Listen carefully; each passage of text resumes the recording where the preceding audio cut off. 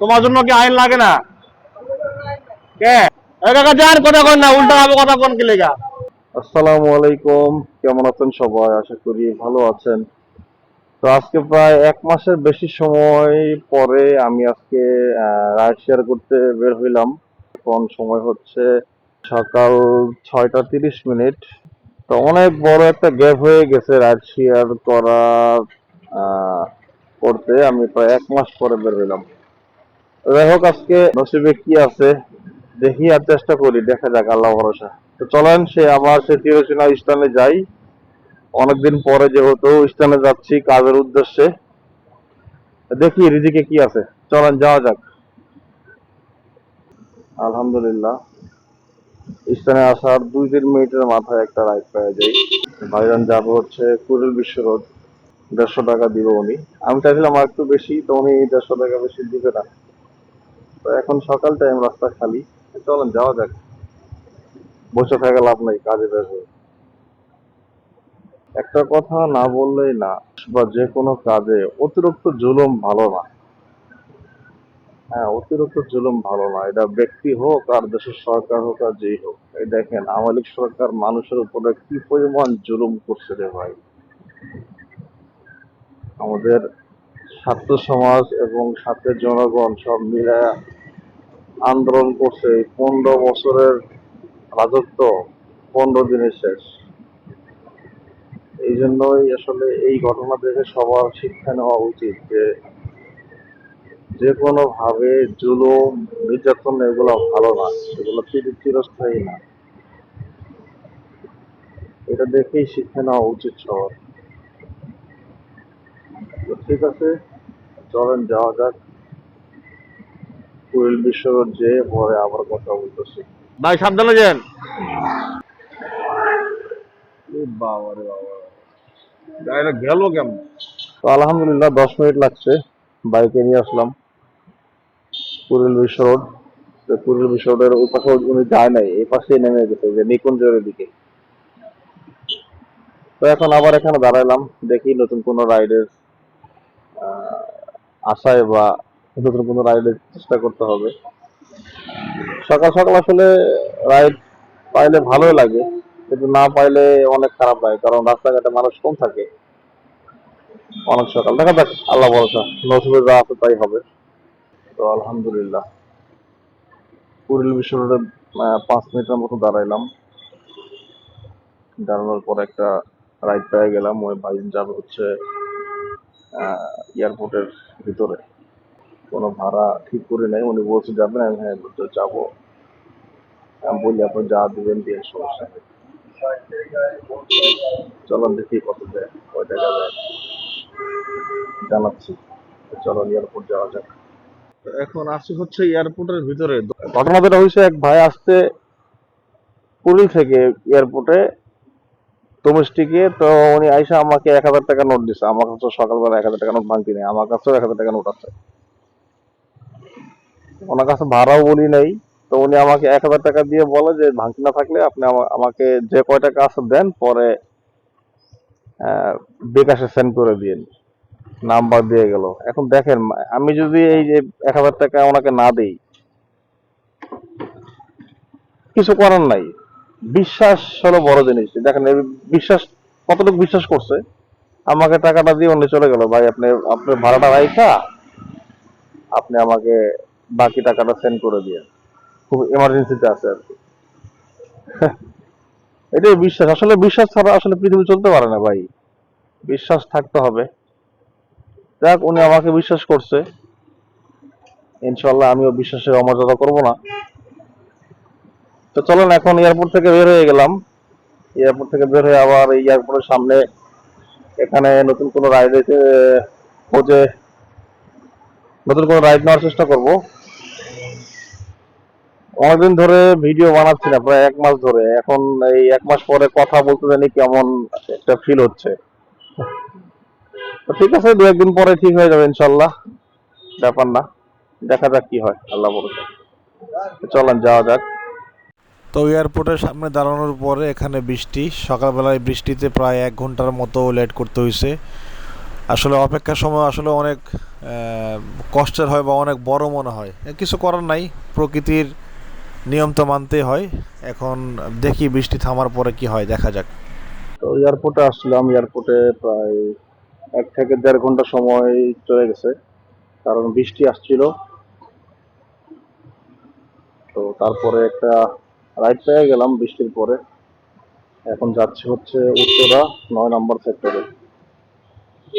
রাস্তা একদমই কম, এয়ারপোর্ট থেকে উত্তরা 9 নম্বর সেক্টর 150 টাকা ভাড়া ঠিক হয়েছে। তো চলেন, এখন বসে থেকে লাভ নাই, মাইক্রোর সামনে দাঁড়ায়। ভালো থাকবেন ভাই। আলহামদুলিল্লাহ, এয়ারপোর্ট থেকে 9 নম্বর সেক্টরে আসতে আমার সর্বোচ্চ সময় লাগছে 7 থেকে 10 মিনিট। 150 টাকা ভাড়া, যদিও প্রায় 1.5 ঘন্টা পরে। এখন তারপরও আলহামদুলিল্লাহ, কারণ বৃষ্টি হলে তো কিছু করা থাকে না। তো এখন সকাল টাইম, উত্তরা ভালো জায়গা, খারাপ না। রাইড সকালবেলা থাকে উত্তরাতে। এখন দেখি, চেষ্টা করি কি হয়, নসিবে কি আছে। তো চলেন আবার নতুন করে রাইডের সন্ধানে সাথে থাকেন আর ভিডিও দেখতে থাকেন। উত্তরা 10 মিনিট সময় লাগে না, উত্তরাতে একটা রাইড পেয়ে গেছি। আপু যাবে হচ্ছে বনানীতে, বনানী 17 নম্বর রোডে। তো চলে এলাম বনানী 17 নম্বর রোডে। এখন আবার কোনো নতুন কোনো রাইডের সন্ধানে, এদিকে যা আছে সেটাই হবে আলহামদুলিল্লাহ। বনানী প্রায় 20 মিনিট বসার পরে একটা রাইড পাইলাম। ওই ভাই যাবে হচ্ছে যমুনা ফিউচার পার্কের সামনে, 150 টাকা রেঞ্জ যাচ্ছে আর কি।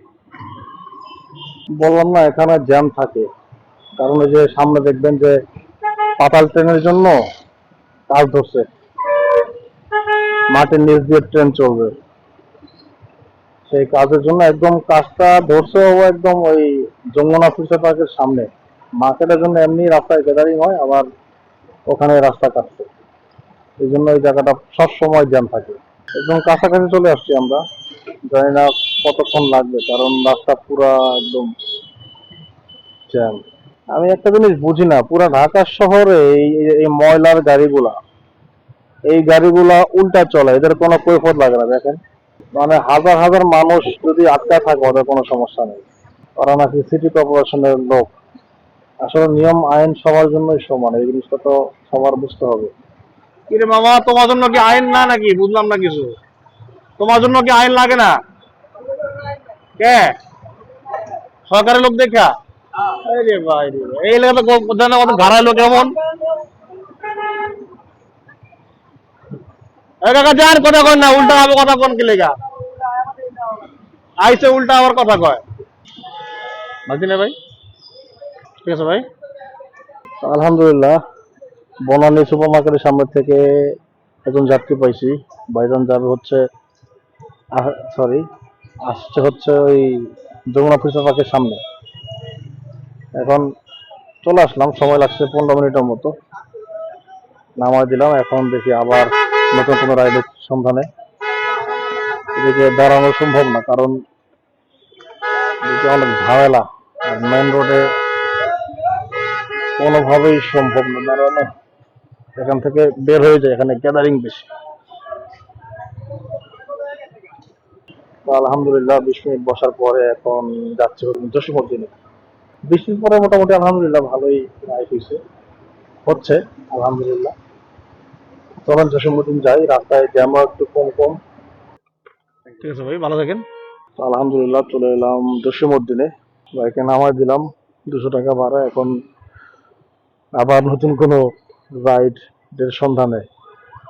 আর রাইড শেয়ার করলে আসলে এই এই কাজ, শুধু একজনকে নামায় দেওয়া, আবার আর একজনকে পাওয়ার চিন্তা। রাইড শেয়ারের নিয়ম এইটা। এখন দেখা যাক কি হয়। তো এখানে যে কাহিনীটা হয়েছে সেটা হলো, জসীমউদ্দিন আসার পরে প্রায় 3 ঘন্টা, 3.5 ঘন্টা বসা।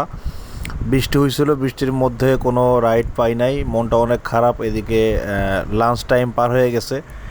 তো তারপরও কিছু করার নাই, তারপর একটা রাইড নিলাম। ভাইজান যাবে হচ্ছে কাউলা, কাউলা যাবে আবার আসবে। তো তো কাওলা থেকে একদম অল্প সময়ের মধ্যে আবার আবার আমরা সেই জসীমউদ্দিনে ব্যাক করতেছি। এখন 3টা পার হয়ে গেছে, আমার মোটামুটি অনেক পেটে অনেক ক্ষুধা ছিল, কিছু করার নাই, টার্গেটটা ফিল আপ হয় না, এই জন্য একটু কষ্ট করেই কাজ করতেছিলাম। তো চলেন আবার জসীমউদ্দিনে যাই, বাইকে নামায় দিয়া পরে এখন বাসার দিকে যাইতে হবে।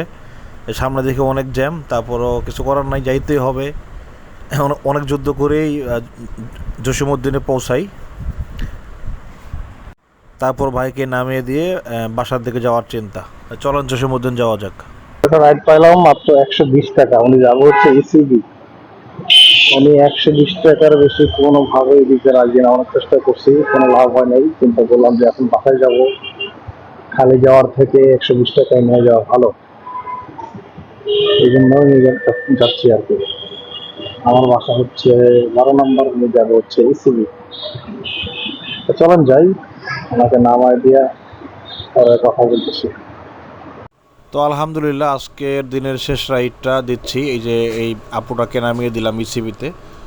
তো এখন বাইকে তেল কম ছিল, আমি খুব রিস্ক নিয়ে গাড়ি চালাইছি। অবশ্য আমার এই, আপনারা জানেন যারা এফজেড গাড়ি চালান তারা সবাই জানেন যে এফজেড গাড়িতে কোনো আর কি রিজার্ভ ট্যাঙ্কি থাকে না, একটা লাইট থাকে, লাইটটা আপ ডাউন করলে বুঝতে হয় যে তেল শেষের দিকে।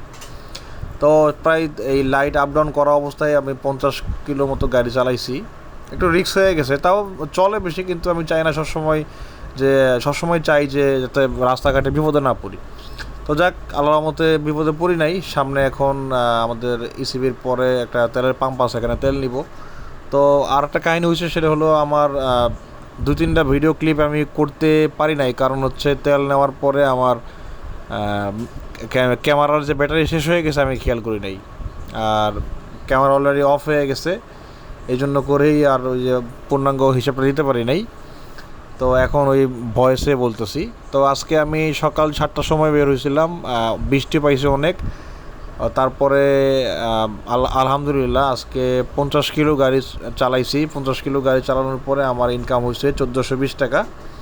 তো আমার 200 টাকার মতো খরচা হয়েছে, আর হয়তো বা 1200 টাকা থাকবে। আলহামদুলিল্লাহ, আল্লাহ যতটুকু রিজিকে রাখছে ততটুকু পাইছি, এই নিয়ে খুশি। এভাবেই কাজ করতে চাই, কাজ করেই জীবন জীবিকা নির্বাহ করতে চাই। সবাই দোয়া করবেন আল্লাহ যেন সুস্থ রাখে, সবল রাখে, যেন ন্যায়ের পথে থেকে ভালোভাবে সুস্থ পথে কামাই করে খাইতে পারি। অবশ্যই সবাই দোয়া করবেন। আর একটা কথা বলি, সবাই আমার ভিডিও দেখবেন, আর দেখার পরে যদি কোনো বিষয় খারাপ লাগে অবশ্যই আমাকে জানাবেন, সেই বিষয়গুলো আমি আমার সাধ্য মতো ভালো করার চেষ্টা করব। তো সবাই ভালো থাকবেন, সুস্থ থাকবেন, আমার জন্য দোয়া করবেন। আসসালামু আলাইকুম।